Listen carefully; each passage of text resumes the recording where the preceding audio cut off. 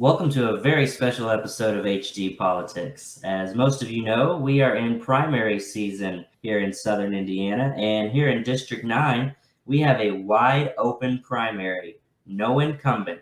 There are 9 candidates vying for the seat on the Republican side, and we are fortunate tonight to have one here with us.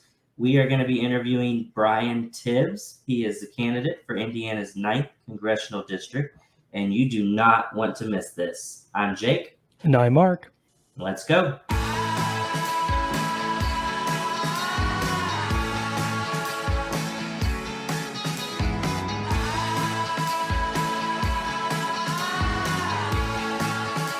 All right. Hey, Brian, how are you? I'm great. Thanks, guys, for having me on. I've been looking forward to this. Thanks for coming on. We appreciate it.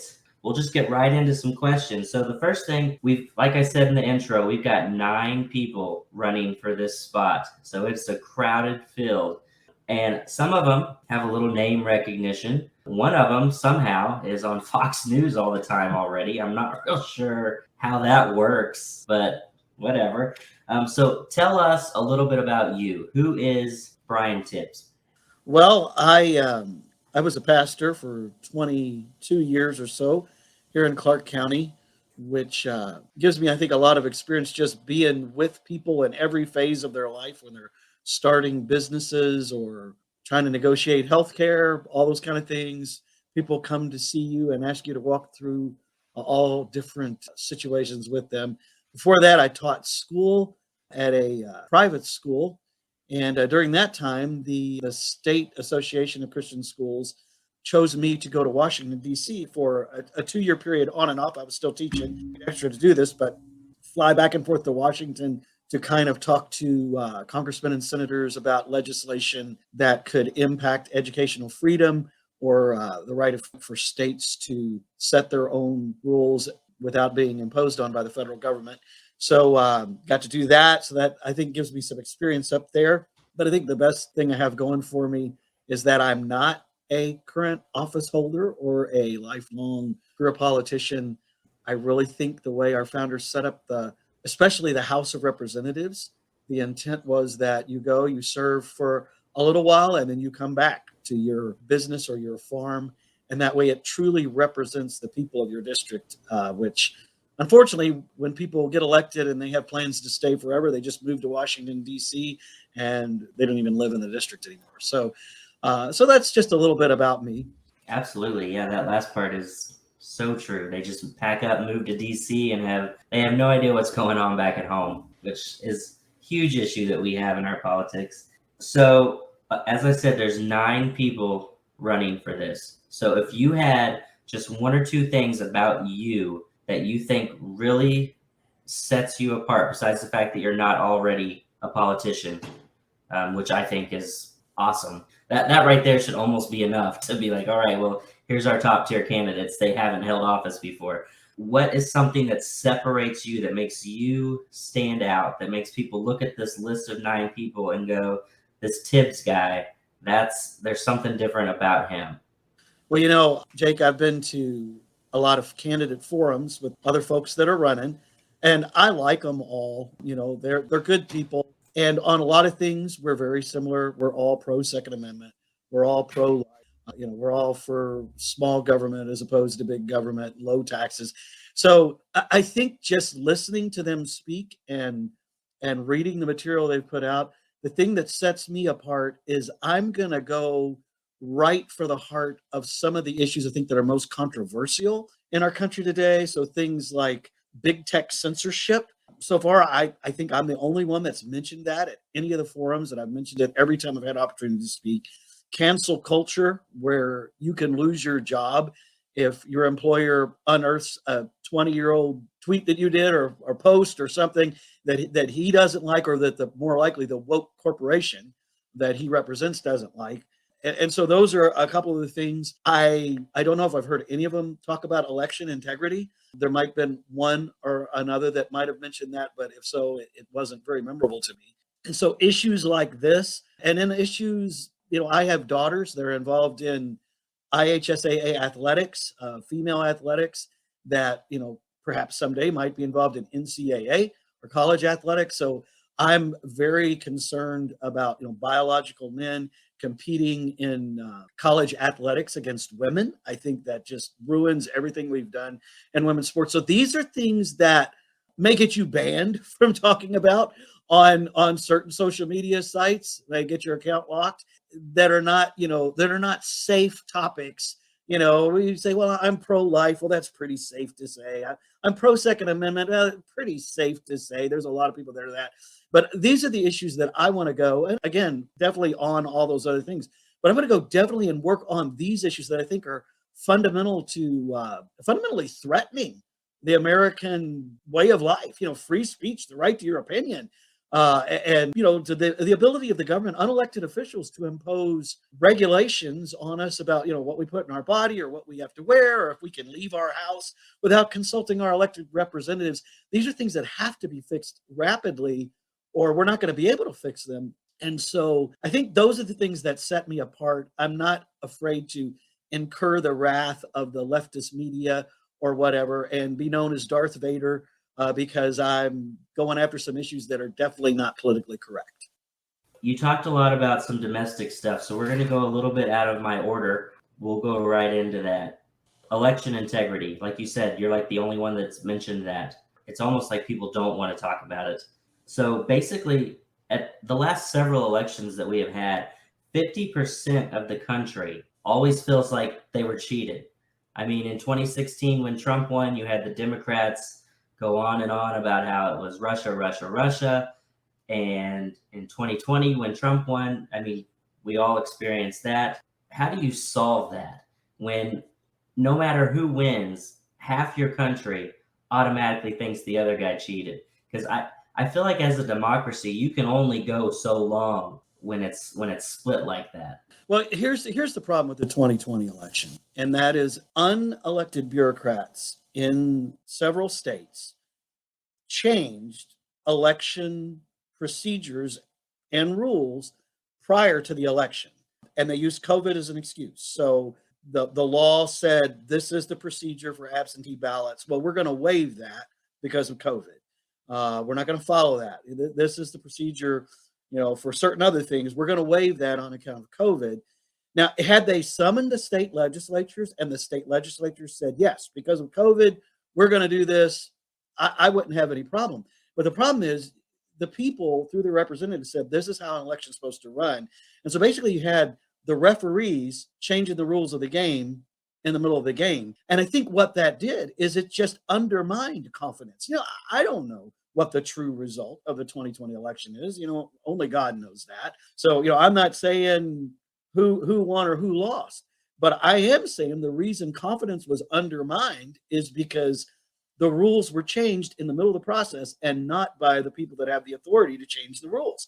And when that happens, that undermines the confidence of the people. So I think even though they're like you said, 2016, I remember the 2000 election, there's all these, charges of cheating. But I think 2020, there was a legitimate reason to suspect that something was up because the laws were not being followed by the admission of several states themselves. They said, we're not going to follow the laws. We're going to do it differently on account of COVID. So I think a part of it is Congress needs to let the states know, look, you can set whatever rules you want. We're a federal democracy, federal republic, so states can set their own rules, but you have to follow the rules, especially as far as federal candidates and the electoral college and things like that go. So if you start changing rules in the middle of the game without the legislature, unelected officials, then we're going to question the results of your election. And I think rightfully so. So I think that just undercut people's confidence. I know that, even here at Indiana in the general election, the rules weren't changed, but in the primary was delayed an entire month from what the law said it should be. And this was just by a decision by the election board, we're going to just delay the election. And to me, that's very scary. I mean, we've had elections in this country in the middle of World War II. We've had them in the middle of the Civil War. We've proceeded along and had elections, and we've had them at the right time, and we've done the right procedure. So just because there's a virus about the fact that people think we can change the rules. And so I think the first thing I would do is just make it clear. I think Congress needs to make it clear, You can set whatever rules you want, but you have to follow your rules, or Congress is going to investigate and see, what the real result of the election was. So I think up front, that's one of the things. And again, other things that have been worked on, but I think they're more for states. A voter ID, I think it just makes sense. So again, that's a state issue, and I think I'm all for leaving it to the states. But there are some in Congress that would want to prohibit the states from doing that, and I definitely would not prohibit the states from setting tight requirements like that. Good. Now we've got election integrity out of the way. You also mentioned transgender athletes, and you said I've seen your picture. Looks like you have 4 kids, right? Yeah. 3 girls and a boy, and the 2 oldest, one's playing tennis this year and one's running track, the 2 girls. Yeah, so I mean, here's the thing. I think, the question is, why do we even have women's athletics? And it's not because women or girls are different on the inside from us guys. It's not because of something they are internally or in their spirit or in their soul. The only reason we have this difference is because there are physical differences between women and men that affect athletic competition. And so, I'm not sitting there with somebody that's transgender and trying to analyze what's in their heart or what's in their soul. That's between them and God or whoever. All we can do is look on the outside and say, you have no business, if you're a biological male, competing in female athletics any more than, somebody that weighs 300 pounds that wants to wrestle in the featherweight division, because they say on the inside, no, I'm featherweight. It has nothing to do with judging their heart or judging what's on the inside. It's just athletics are about exterior performance, and they're about exterior weight and gender. And that's what athletics are about. And so that's why we have female athletics. And so to me, it makes absolutely no sense to destroy basically the dreams of women who have worked very, very hard, because someone who is professed to be a man until he was 18 suddenly decides he's a woman on the inside, but he has gone through puberty. He has all the male physical characteristics that give him a competitive advantage. And so he goes from being number 200 or 300 in male competition to number 1 in female competition. To me, it's just a no-brainer. And so what I would do is I would go directly to the NCAA with the legislation. I would propose legislation that no federally funded college or university can be a member of any athletic association that allows biological males to compete in women's athletics. And I would even set that starting 2023. So if it takes a while for this bill to get through, it's not something the NCAA just waits to do to the last moment. If they want to continue to be unfair and destroy the careers of women athletes, then frankly, the NCAA needs to be destroyed and needs to be something that no federally funded college or university can join. And so, again, the NCAA is headquartered here in Indiana. They're a very powerful special interest group. I think part of the reason that Governor Holcomb vetoed the bill that would do this for high school athletes here in Indiana is because he's afraid of the NCAA.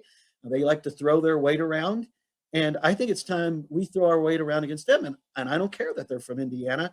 Someone needs to stand up against them. And, I think it's time that the Congress stands up for our women athletes. For years we've had Title IX, and the whole point of that was to allow women to have equal opportunity in education and in athletics. And then, just in the last couple of years, all that comes crashing down. Again, what someone says they are on the inside, that's between them and God. But we have to look on the outside, and that's where our rules need to be made, especially in athletics.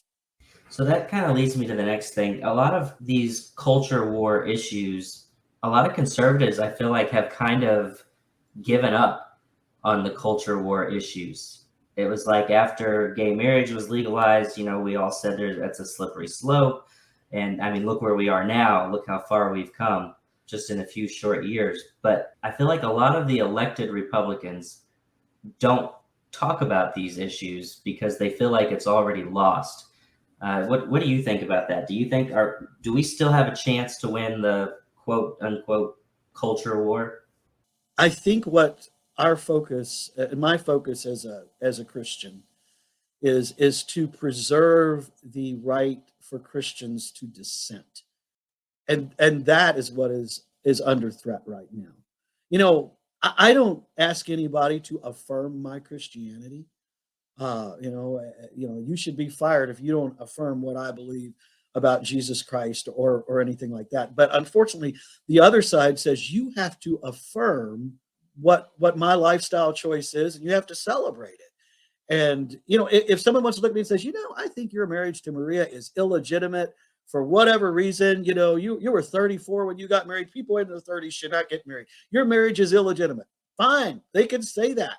But if I look to someone and say, and they say, do you think my marriage is legitimate? And I'm like, biblically, your marriage doesn't match what my understanding and the church's understanding throughout history of marriage is. They should be able to say, well, all right, you can have your stupid opinion, to me, if that's what they want to say to me. But instead, the idea is, no, you need to be banned from the internet. You need to lose your job, not be able to be promoted or get hired. And, I'm 51. That's not such a big deal for me. But for young people who are coming up who hold the conservative values, to have their career and livelihood threatened just because they don't affirm what someone else believes. I mean, frankly, I think the government, well, let me put it this way. Here in Indiana, years ago, we had a community in New Harmony that believed sex was wrong for everybody. So they lived completely celibate lives. And of course, that community failed after a while.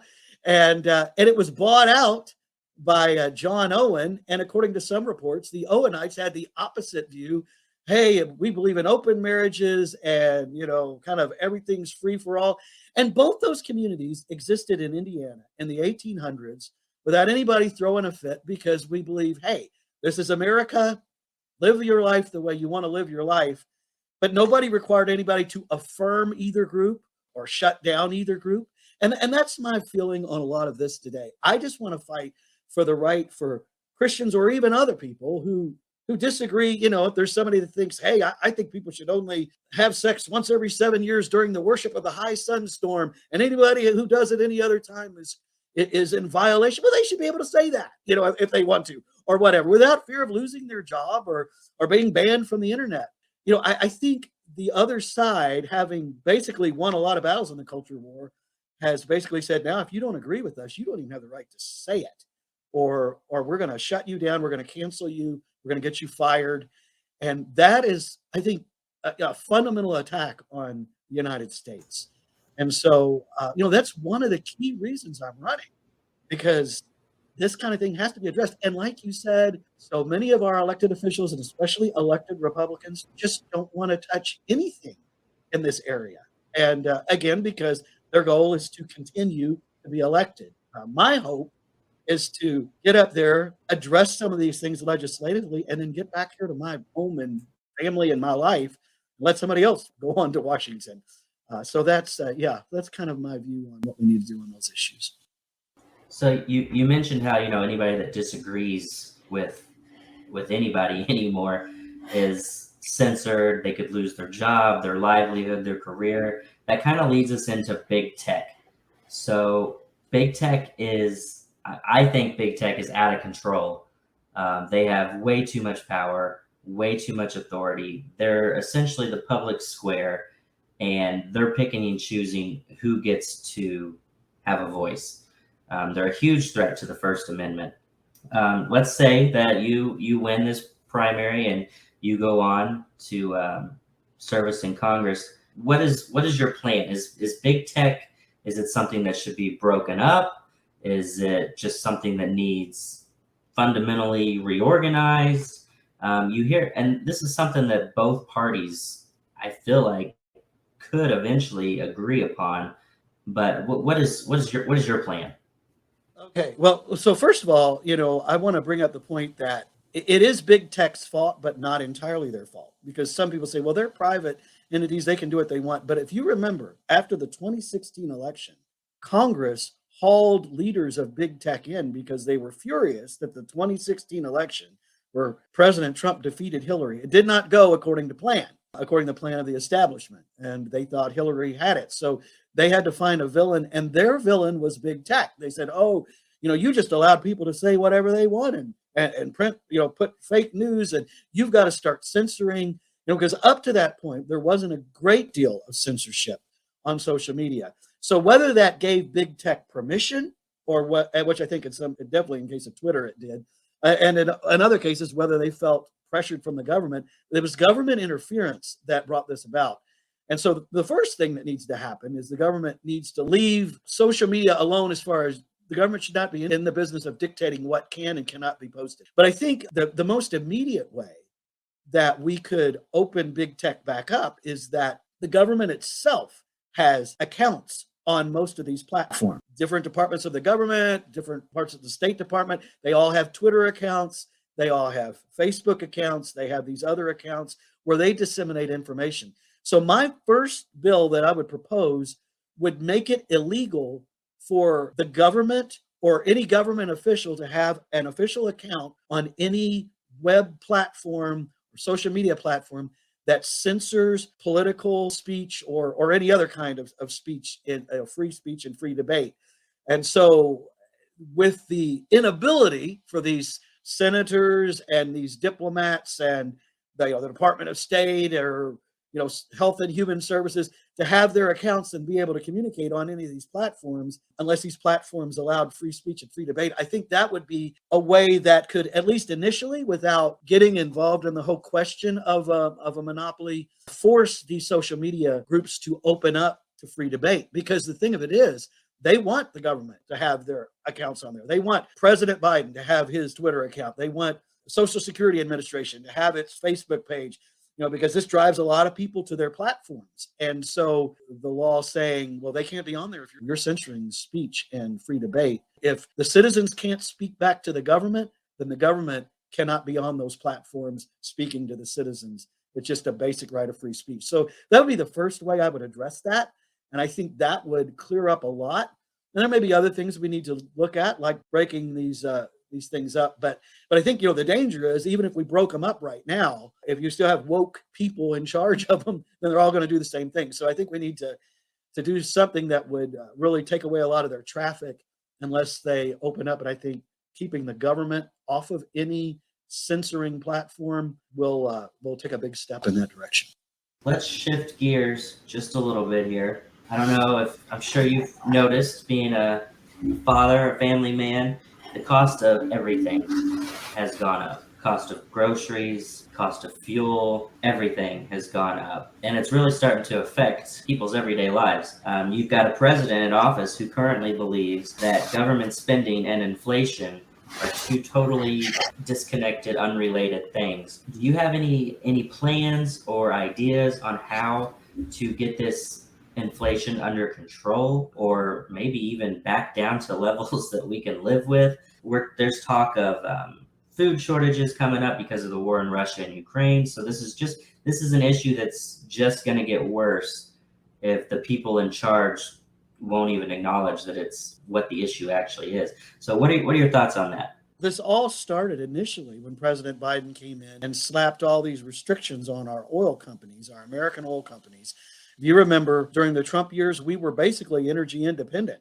We were exporting oil, and gas was cheap. Everything kind of goes down to gas. That's not the whole reason for all this inflation, but it takes energy to move things across our country. And Biden bragged about that. He said, I want gas prices to go up so people will be forced to buy battery-powered cars or whatever. So he bragged about that. And now he's trying to I hope people forget about all this and think it's all Putin's fault. But gas was already high, and the inflation had already started. So I think part of this are these government regulations that can just be, again, imposed by fiat. The Congress did not vote for these regulations. The American people's representatives did not. This came purely out of the bureaucracy of the executive branch, and that's the home of a lot of regulations. The supply shortages that we're having right now are in many cases caused by government regulations that, especially coming out of COVID, companies can't navigate because there is a labor shortage and they've got to comply with all these ridiculous regulations. So I think the fundamental problem, we've got to, like you said, we've got the spending, the inflationary spending, but we also have the regulatory state that has to be reined in. If our founding fathers had seen this, they would roll over in their graves. Thomas Jefferson wrote in the Declaration of Independence that one of the charges against the King of England is he sent hither swarms of officers to harass our people. And that's what the regulatory state does. It makes rules without the voice of the people. Probably the most difficult thing I want to tackle is to rein in the power of the bureaucracy and its ability to make these rules and regulations. And so basically, I think if a rule or regulation is affecting the economy negatively, that rule or regulation must be approved by Congress. It can't just be done by some unelected bureaucrat that's been sitting in office for 40 years. So we have that, and you could throw the whole Anthony Fauci and the CDC and everybody into that same boat. They all fit that mold of people that have been in office, unelected, with ultimate job security and able to make decrees that affect the lives of American citizens and American business owners and their property. So we have that. And then, they're just out of control spending. And I just won't be afraid to vote no on budgets that are not working to cut federal spending and lower the debt. Like I said, I have no future ambitions. So I don't mind going up there and making them all mad at me, including Republicans, because everybody's been spending like drunken sailors for my whole lifetime, and so we just need enough people up there that will lock it down. And we kind of almost did a few years ago. We had that sequester or whatever they called it, where things actually had to be paid for. But unfortunately, Republicans and Democrats both wanted that out. Yeah, we need things like that. So I think it's just a matter of fiscal discipline. Take power back from those who have seized it. And just one other comment about that. It doesn't matter who we elect president until we take the power away from these bureaucrats. Because we could send the most reform-minded person to the White House, but these characters will say, "Hey, we were here before you. We'll be here after you. We'll just wait you out." And so, I think we need limits on how long these bureaucrats can serve. We need term limits on elected people, but I'm for that. But even more so, we need them on these unelected. That they just can't go to Washington and stay for 40 years and impose their policies without any fear and without any respect of the American people or for the American people.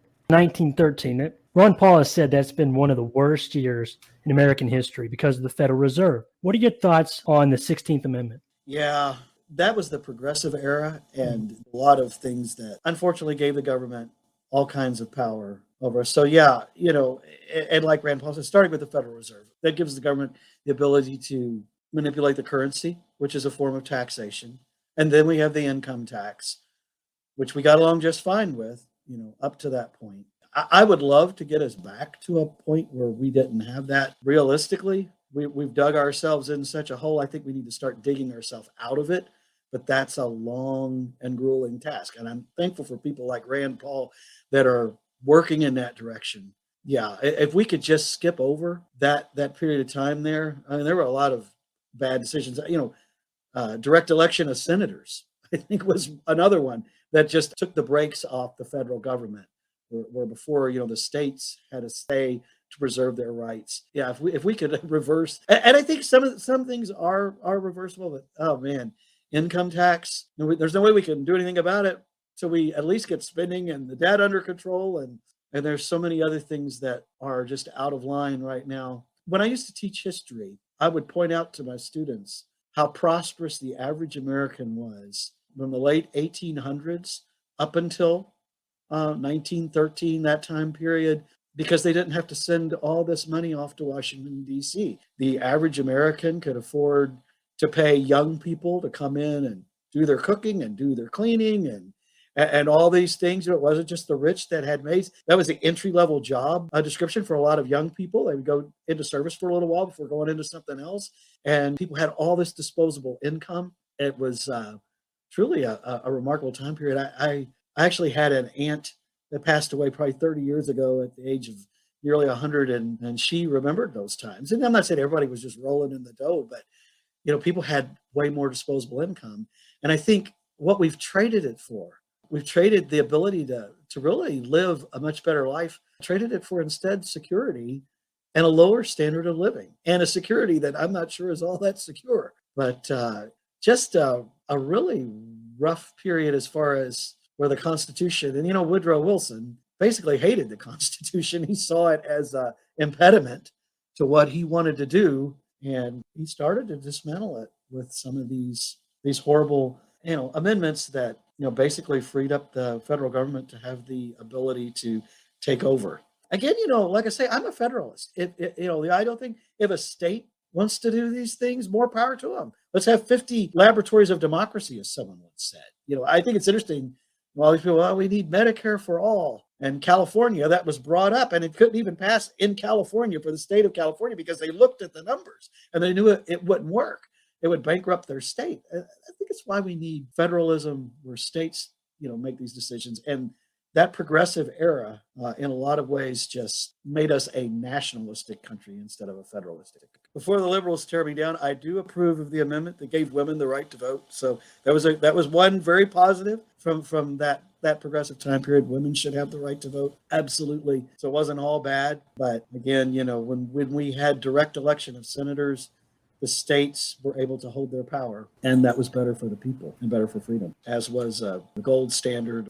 I got one more set of questions for you, Brian, and then we can let you off here. With Russia moving in on Ukraine, as you can see, it hasn't gone as well for them as I think they expected it to. You can kind of see the world has restructured a little bit. The NATO, the U.S., the West, I think have left a lot of other nations kind of uneasy.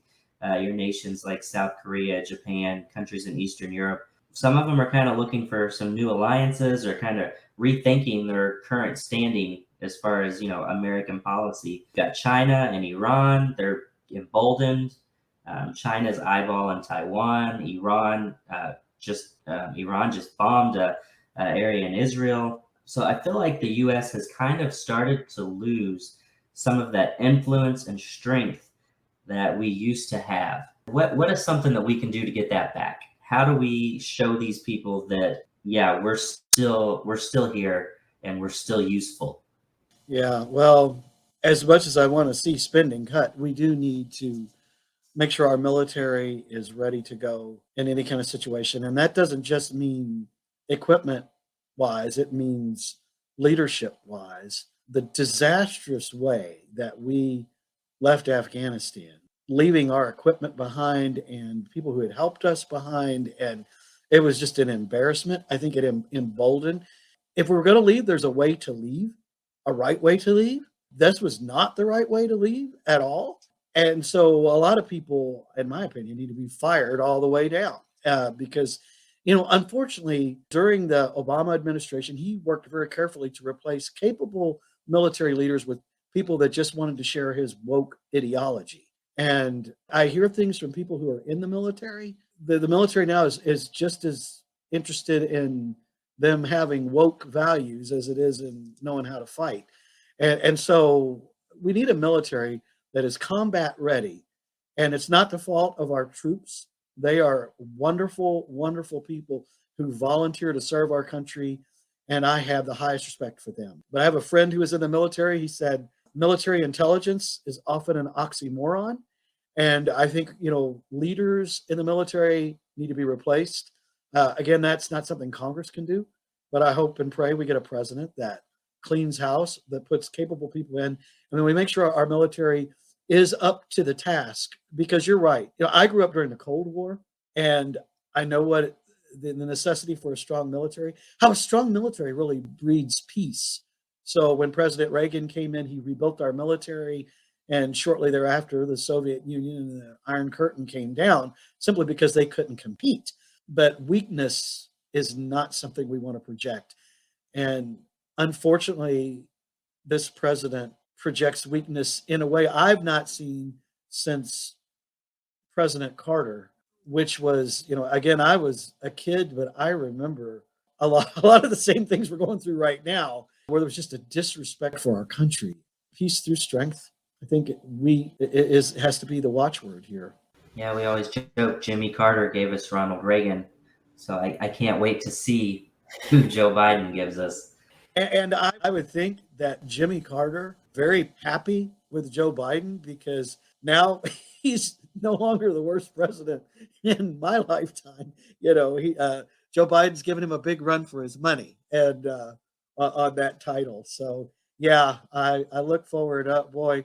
Oh, if God could bless us with someone of the caliber of Ronald Reagan, we would be blessed indeed. It was such a neat time to be alive when Ronald Reagan was the president here, Margaret Thatcher was prime minister of England. There's just this conservative renaissance for freedom and liberty. And President Reagan brought something else that I think is an intangible, but is another reason I'm running. And that is the left has done, unfortunately, a pretty good job of disillusioning our young people about the purpose and the goodness of America.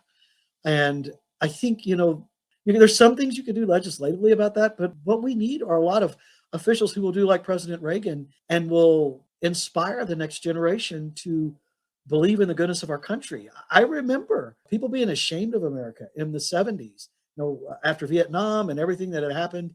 And I remember as a kid watching President Reagan and beginning to feel this pride in my country again, because, a humble gratitude to divine providence for America, because, America is not the perfect country, none is, but America is a city on a hill that has made a difference throughout the world for good.